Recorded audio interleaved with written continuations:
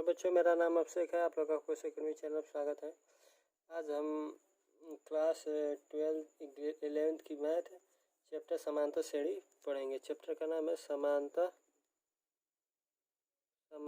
श्रेणी। समांतर श्रेणी क्या होता है? तो देखिए, इसको समझने के लिए हम करेंगे, देखिए क्या होता है। तो समांतर श्रेणी होता क्या है? समांतर देखिए, मान लीजिए सपोज 3, 5, 7, 9 डॉट ऐसे आ गया, पूछ दिया समांतर श्रेणी है कि नहीं है। तो इसका देखिए 3 में से 5 तक घटाइए तो अंतर 2, 7 में से 5 जा 2, 9 में 7 जा 2, सबका अंतर समान है ना, तो समांतर श्रेणी में होगा।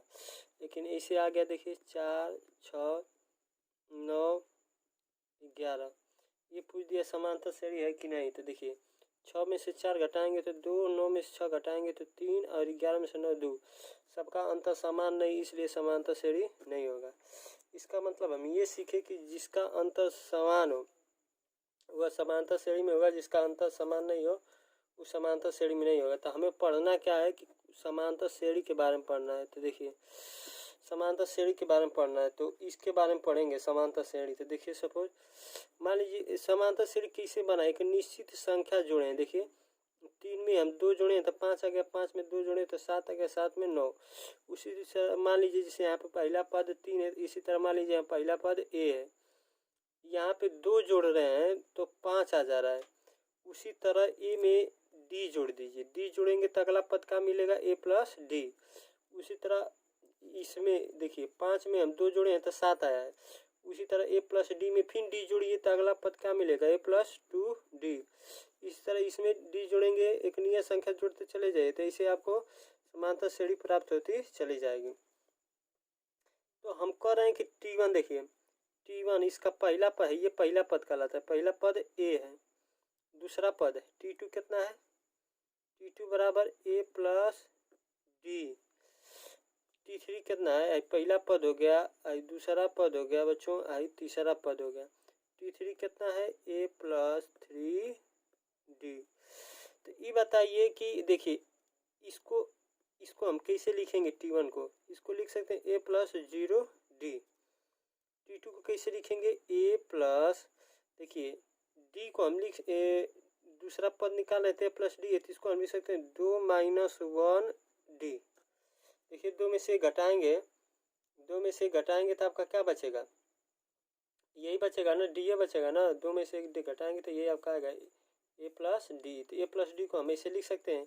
इसी तरह ए प्लस 3D को हम क्या लिखेंगे, ए प्लस 3D को हम लिख सकते हैं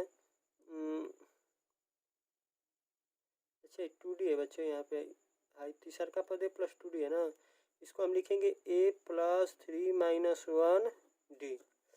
देखिए पहला पद कर रहे हैं तो देखिए इसको चाहते हैं तो और विस्तार कर लीजिए। ए प्लस 0D को हम क्या लिख सकते हैं, ए प्लस 1 माइनस 1D।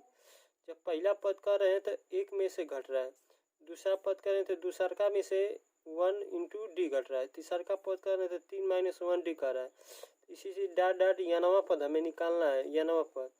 ये बताइए जब डॉट डॉट डॉट हम जब यानवा पद निकालेंगे, यानवा पद, तो देखिए यानवा पद क्या होगा, तीसरा कर रहे हैं तो ए प्लस 2D। इसी तरह यानवा जब पद बोलेंगे तो देखिए इसका सूत्र मिल के आएगा बच्चे, यानवा पद का ए धन, तीसरा कर रहे हैं तो 3 में से घट रहा है, दूसरा बोल रहे हैं तो 2 में से घट रहा है, पहला बोल रहे हैं तो 1 में से घट रहा है। उसी तरह यानवा बोलेंगे तो यन में से घटेगा, यन माइनस 1D। यही यानवा पद का सूत्र आपको मिलेगा, Tn बराबर ए प्लस यन माइनस 1D। यही यानवा पद का सूत्र, यही बहुत इंपॉर्टेंट सूत्र है बच्चे, इसी से सारे सवाल लगेंगे आपका। बहुत इंपॉर्टेंट सूत्र है, लिख दीजिए, इंपॉर्टेंट सूत्र है, ठीक है। तो यानवा पद का सूत्र हमें क्या मिला, ए प्लस यन माइनस 1 इंटू यन डी। अब किसी किताब में यानवा को ऐसे लिख देता है ए यन, ये भी यानवे पद है, ये भी यानवे पद है, कहीं कहीं ए यन से दिखा देता है, यहाँ ए यन बराबर ए धन यन माइनस 1D। तो इसको कन्फ्यूजन मत होइएगा, दोनों बात एक ही है। ये भी यानवे पद का सूत्र है, ये भी यानवे पद का सूत्र है, ठीक। तो इसमें Tn क्या है, Tn लिख लीजिए। Tn का मतलब आप क्या समझ रहे हैं, यानवा पद। ये आपका इसमें क्या कहलाएगा, ये बच्चे आपका है प्रथम पद, और यन क्या है बच्चे, पदों की संख्या है, पदों की संख्या। और डी क्या है बच्चे, इसमें डी आपका है सर्वांतर। क्या है, सर्वांतर है डी। ठीक है, ये सारे डाटा आपको बता दिए। इसमें इम्पोर्टेंट सूत्र ये है, इससे हम सवाल देखेंगे। ठीक।